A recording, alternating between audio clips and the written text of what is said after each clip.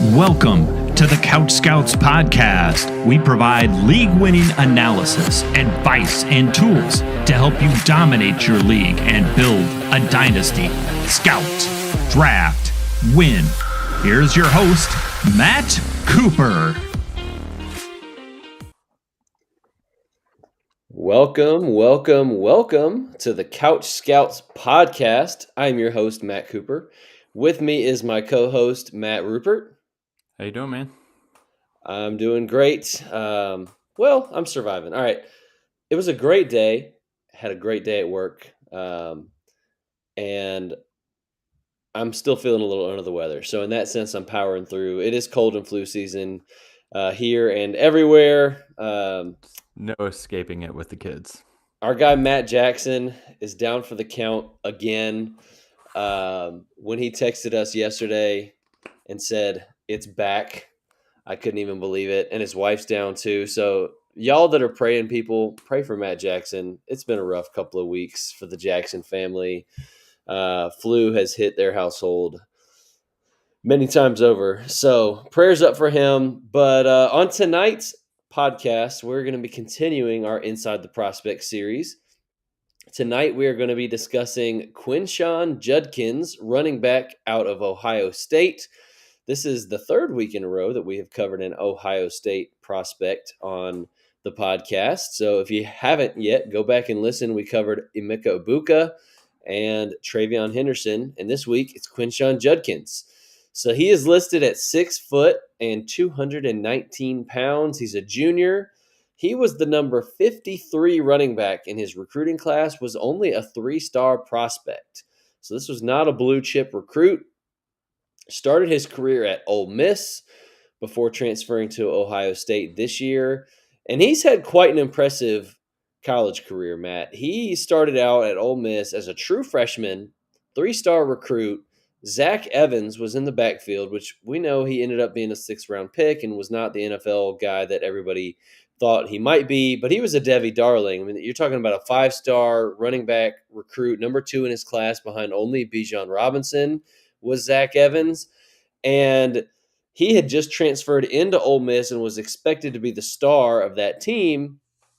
Quinshon Judkins comes in as a true freshman, takes his job, runs for almost 1,600 yards and 16 touchdowns as a true freshman in the SEC.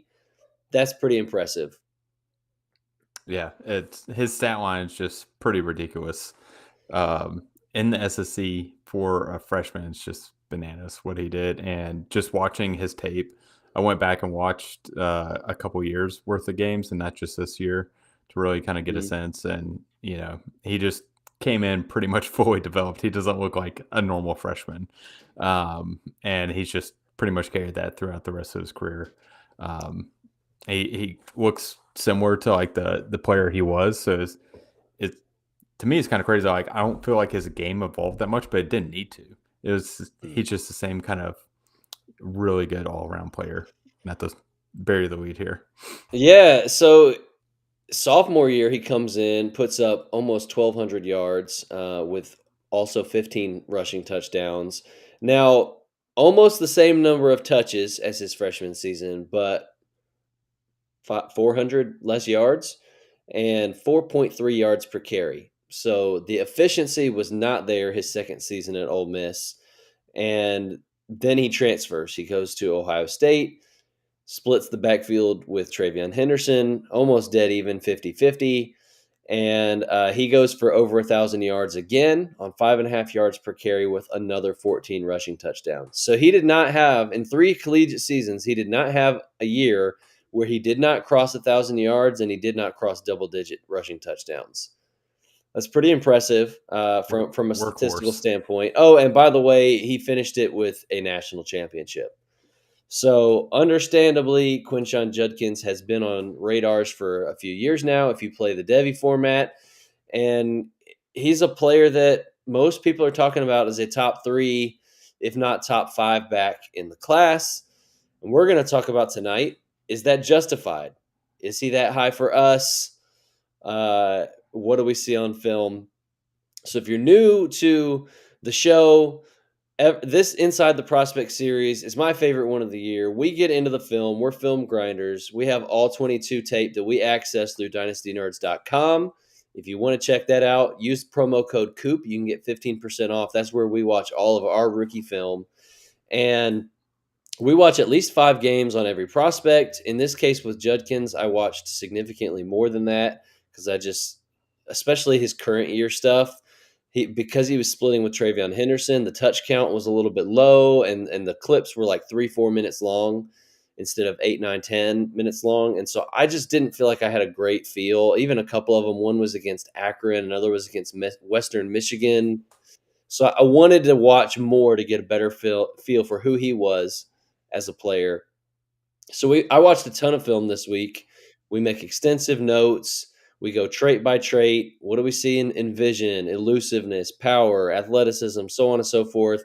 So we'll hit everything. We'll talk about what are the strengths, what are the weaknesses, and ultimately where did we land on him with a film grade, and how do we see him translating to the NFL. So all that being said, let's start, as we always do, with the running back position, with vision and patience.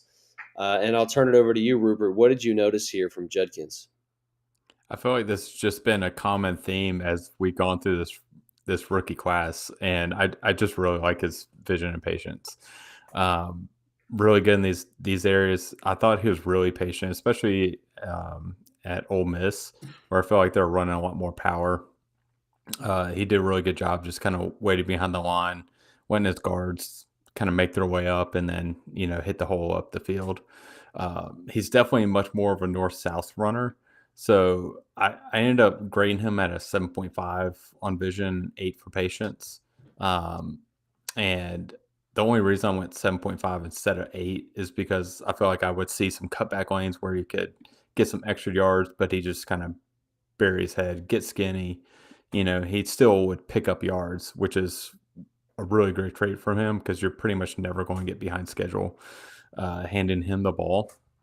But he's not the most creative, if that makes sense. Like, he's not going to look for extra cutback lanes to try and make the big play. He's going to be a little bit more conservative, if that makes sense. But I think that's something that's going to really make him endear him to his NFL coaches. Yeah, he's not always looking for the home run. He is a grinder. He's willing to get between the tackles, get forward, plow for just keep the offense ahead of the sticks, fall forward. He rarely gets hit for a loss. So, yeah, I don't have a whole lot to add there. I had 7.5 vision, 7.5 patience. So I was half a point lower than you on patience, but otherwise basically in lockstep there. I did note that he had versatility in terms of being able to. There's plenty of evidence on film of him running a gap scheme and a zone scheme. So he can do both, which is a nice note to have, that kind of wherever he lands, he should be able to run the system. But yeah, follows his blocks, gets what's blocked for him. Not the most creative runner, but he's consistently right. And that's a good thing. So let's get to the next area of his game, and that is elusiveness. What did you notice from Quinshon Judkins in terms of elusiveness? How did you grade him there?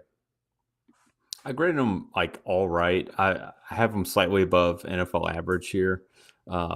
It's just not his like where he wins, but like he can do it when he needs to. He's good enough to be able to juke and not take a hit head on, things like that. He can break tackles, but he's just not the guy that's going to be a jitterbug out there, doing a lateral jump cut like 3 feet to the right or to the left and having a guy grasping for air. That's just not his game, and that's okay. He has enough juice there to be able to operate efficiently. Yeah, so he's not the quickest guy laterally. He's a little bit stiff-hipped. I gave him for quickness. That was his lowest grade for me. I think I had him at second lowest grade. I had him at a 6.5 for quickness, which is on the lower side, but had him at a 7 for elusiveness, which, like you said, slightly better than NFL average. He does have a nice dead leg. That was probably the move that I saw most consistently was he could plant one foot in the ground, cut the other direction, and make a guy miss that way. And it was never stringing multiple moves together, but he could, if there was one guy in the hole that he had to beat, he could do it with a dead leg cut. So, yeah, elusiveness similar to you. Not terrible, not great. Let's go to the power and the contact balance, which if he's not an elusive back, I hope we're going to say he's a power back. Otherwise, we're going to end up saying he's overrated. What say you, Matt Rupert? Yeah, this is definitely where he wins. I grade him out. I give him a 9 for pad level. He gets low, and I saw multiple times on tape where the safety is basically like getting down on his knees, like trying to get lower than him, and it still doesn't work. So I thought that was really great. His contact balance is pretty phenomenal, and then to match with it, he's very physical and powerful. I gave him an 8.5 for physicality and power, 8 for contact balance, and 9 for pad level. This is just where he's just another one of those guys in this class that's just really hard to bring him down. It's really, really strong lower body, and it shows game in, game out. Yeah, I had a lot of the same grades as you. And, for those that are maybe listening for the first time, we don't compare notes. We just get on here and share what we saw. And a lot of times we see it the same way, which is encouraging. This is a guy that the longer I watched him, the more I was like slightly bumping the grades up because Yes, same. he's Same. not the flashiest guy in the world. And so the first couple games, I was kind of like, I don't know. Like he's got some good qualities, but he's not blowing me away here. But just the more I went back and like paused and just watched all the little things, like you said, the pad level, I had him at a 9 for pad level, just consistently lowering the boom on people, punishing them for trying to tackle him. He didn't have the overwhelming power of like an Omarion Hampton, but he was so physical.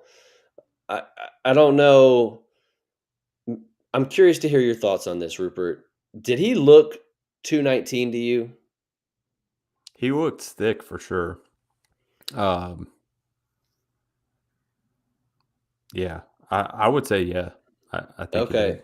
See, to me, I don't know that he did at first, at least. He looks thinner to me than like Travion Henderson, who's listed at like 205. I was surprised that he was 220. Like he played like he was 220, but just looking at him on the field, he didn't look 220. He didn't look like this huge power back, but he definitely played with a power style, and I think he's compact and strong. I just don't. I was surprised. I'll be curious personally to see combine where he weighs in. Is he actually 220? But that's not to say that I thought he was like weak or soft. It's just when I think about like Caleb Johnson and Omarion Hampton, who are also both listed at 220, they both felt a lot bigger to me. Does that make sense? Mhm. Yeah, they definitely look bigger. I thought they were more in the 225, 230 range. They were listed almost exactly 220, if I Really? recall correctly. But Okay. yeah, as far as the grades, though, I had him at an 8.5 for physicality and power, which I think is exactly what you said. 9 for pad level, 7.5 for contact balance. So that's a half a point lower than what you said. And I had him at an 8 for break tackle. So this was definitely the strength of his game as a runner and something that he definitely excelled in.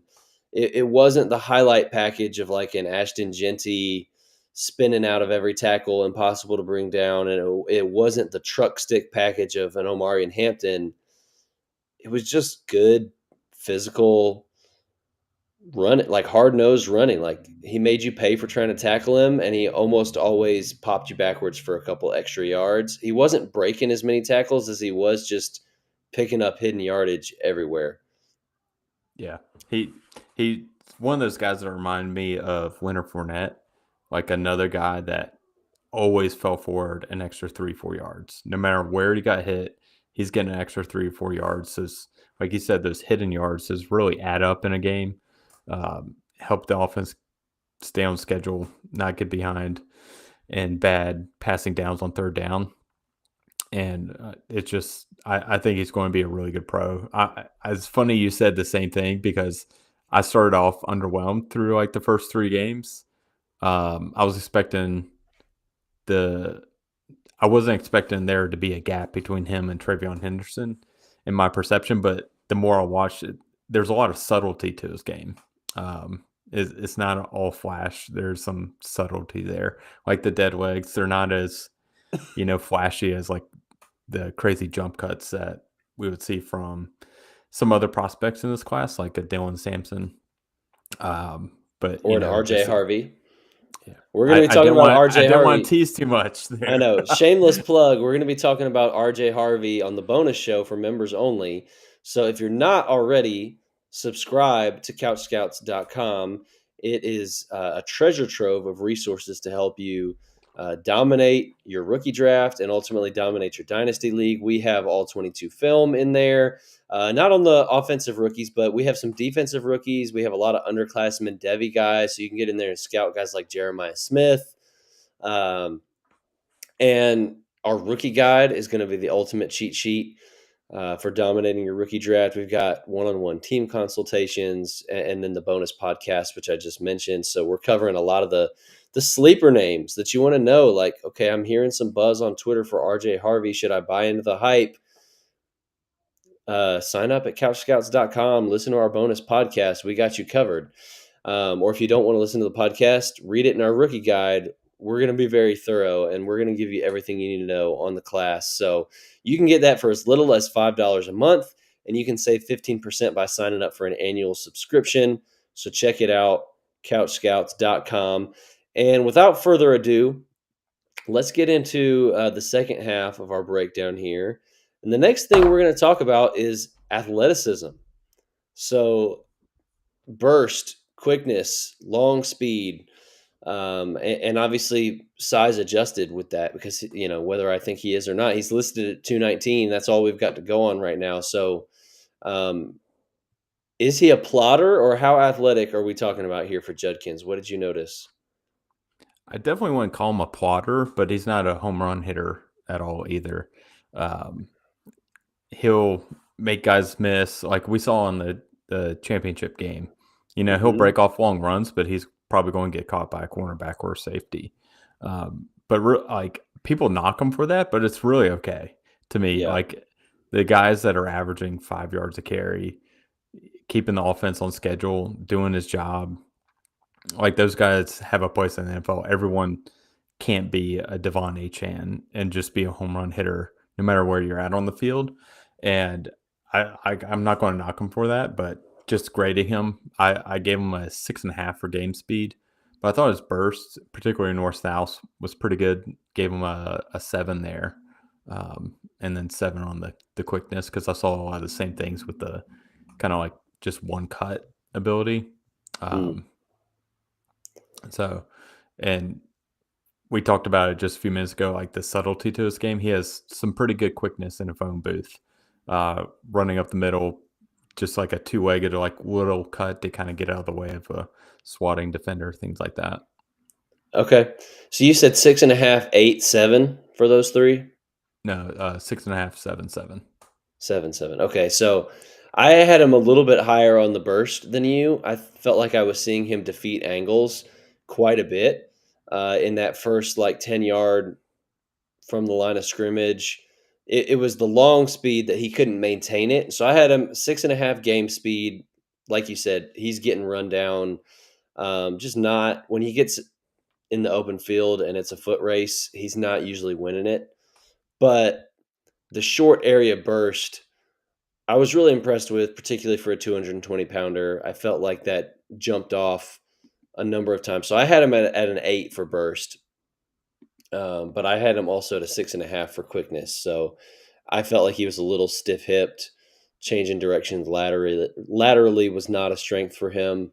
So overall, didn't blow me away as an athlete, wasn't terrible. Particularly, I did like the burst for his size. But yeah, overall here, I mean, the only thing we haven't talked about yet is the third down skill set. What did you notice on the third down skill set? This was one where I kept on bumping up my grades as I went along. I just kind of went randomly when I'm going through the film. And the first like 2 games I watched, he had some drops, some blown pass protections. I was like, ooh, this isn't looking too good. And the more I watched, the more I saw them splitting them out wide and running routes, things like that.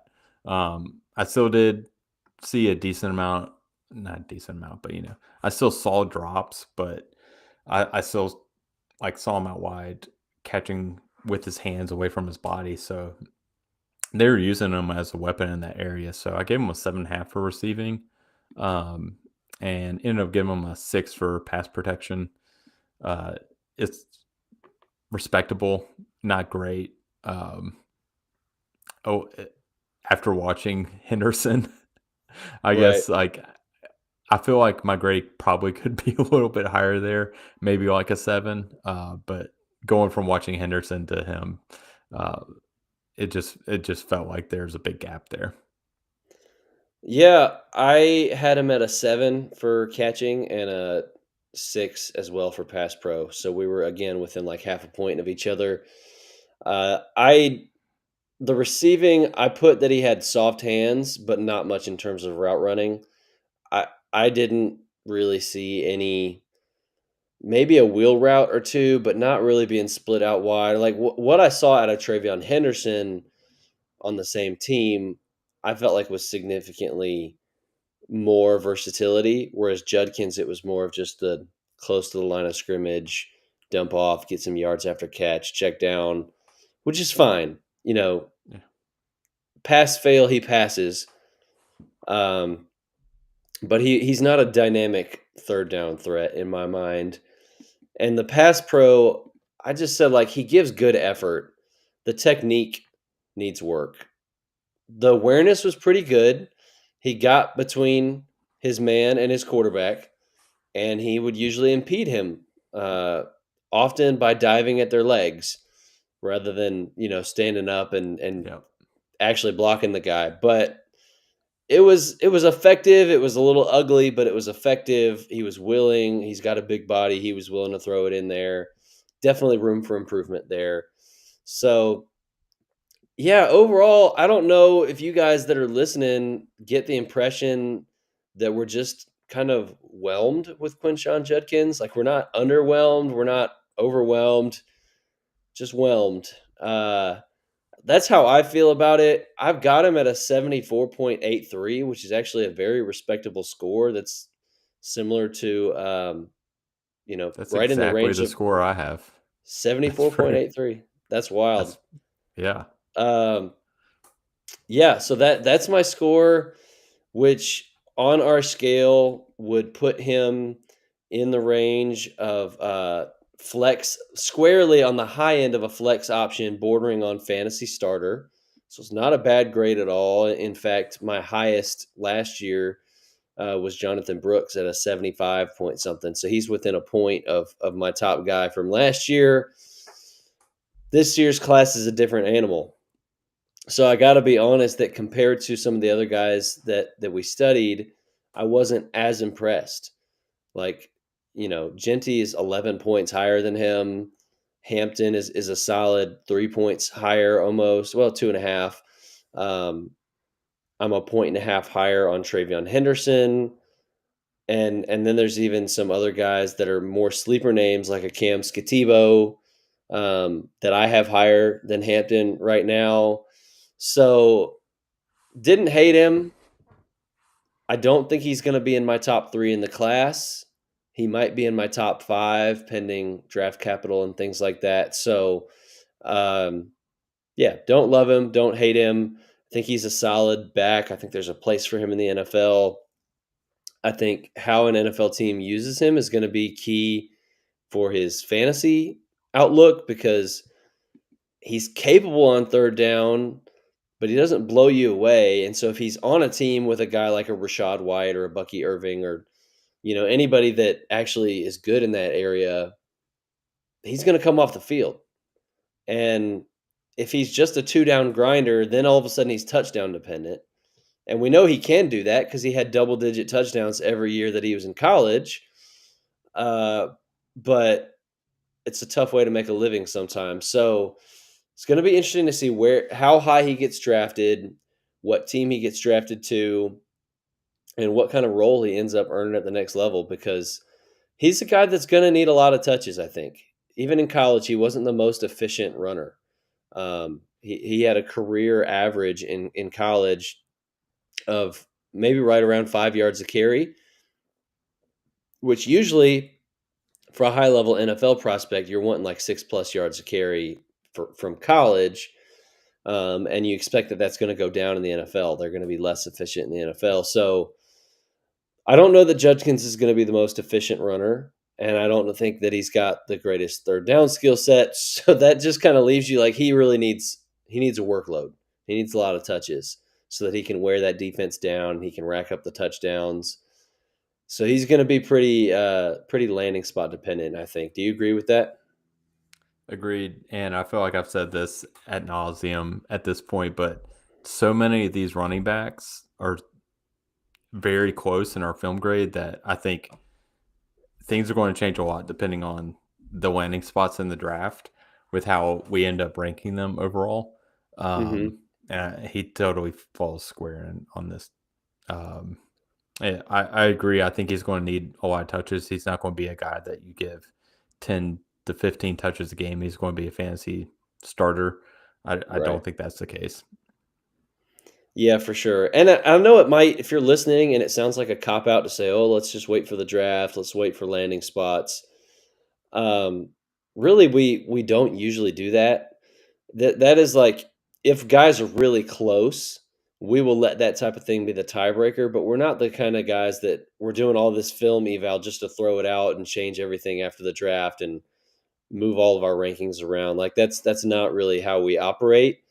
But I think especially at the running back position where opportunity is so key and there's so many guys in this class that we like, and we know they're not all going to be fantasy relevant. So which ones are actually going to get the opportunity, I think, is going to be a big key in this class. So with that being said, this has been a good show. We enjoyed talking about Quinshon Judkins. We are going to be on the bonus show in a few minutes talking RJ Harvey from UCF. And we actually have another episode coming out on the main feed this week. You guys might be excited to hear. Shout out to at Garrett BFF in our Discord. He is a new member over there, and he said, hey, are you guys doing any kind of a Senior Bowl recap? And I was like, hadn't planned on it, but it's a great idea. So I ended up hitting up our friend Mike Anthony, who is a friend of the podcast. He's also in the Discord. He's a member on the site. Mike Anthony from Dynasty Dogs. He's a great content creator, and he was at the Senior Bowl in person. And so we've got an interview with him with kind of his thoughts and takeaways from the Senior Bowl that's going to be releasing later this week. So definitely keep an eye out for that. If you're not already, follow us on social media. You can find me at CouchScoutsFF. You can find Mr. Rupert at Matthew Rupert FF. Join our free Discord, hang out. It's a great time. We love giving advice in there. So that link is in the show notes. And please leave us a review. It really helps people find us. So leave us a review on whatever podcast platform you're using, preferably a 5-star review.